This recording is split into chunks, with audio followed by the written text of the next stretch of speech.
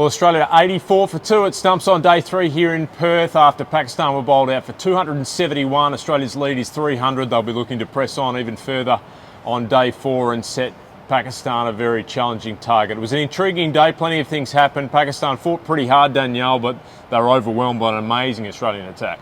Yeah, the day ends with Australia on top, but that's very much not how it started. I think Pakistan will be quite happy with how the first hour went, barring the loss of the night watchman in the first over. Babar and Imam did what they were supposed to do. They saw off the early, ferocious spell from Pat Cummins actually. Saw off all the pace bowlers. Nathan Lyon didn't look like getting a wicket at that point.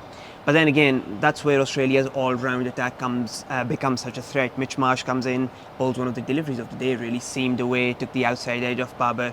And after that, Australia's bowlers just took over. I thought they were unlucky not to get more wickets yesterday, and I think today they sort of made up for that. A 20-minute spell where Pakistan went from 180 for 3 to 198 for 6, and after that, yeah, it was just a formality. Pakistan were knocked over. Australia could have been forced to follow on, they never do, but that meant they had a lead of over 200, and ever since Pakistan were always going to be on the back foot.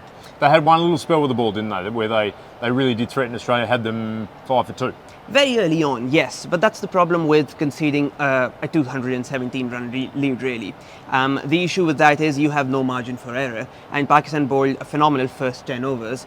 I saw a stat, I don't think Australia have ever in the 21st century failed to score 10 runs in the first 10 overs. But then Fahim Ashraf, who hasn't had a great test, he comes in, concedes 9 of the first, and as soon as that sort of that stranglehold is broken, Australia wrestle the momentum away and then just start chipping away at Pakistan. And the result of that is, I think Pakistan's bowlers fall away slightly as well. Shaheen's pace dropped once more, and despite a couple of blows to the body, I think Australia now look fairly comfortable. Yeah, there is one concern. Marnus Labuschagne copped a blow on the finger. He'll be assessed tonight to see how much damage has been done, but I think he's going to be okay. We'll wait and see over the next couple of days. But you're right, the bowlers set the game up for Australia. They were phenomenal.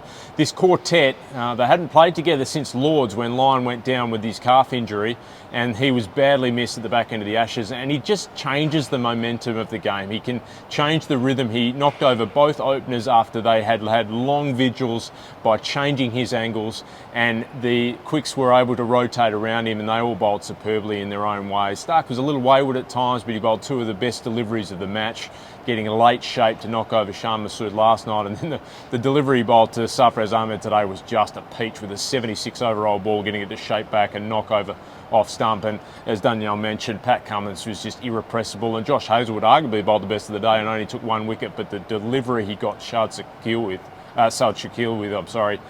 rearing off a length, and he just got it off the shoulder of the bat to first slip. They just keep coming at you and at you and at you, and they're such a hard attack to score against. And Josh Hazlewood said it tonight in the press conference, they just strangled the life out of Pakistan's batters, and it's going to be really hard for them to chase anything north of 300, let alone 400 or 450. So that's the challenge ahead of Pakistan. They have to try and bowl Australia out and then really just bat better than they ever have against one of the all-time great attacks. It'll be a great test for them over the next 2 days, but Australia are in command. Stay tuned on ESPN Cricinfo for all of our analysis over the next couple of days here from Perth.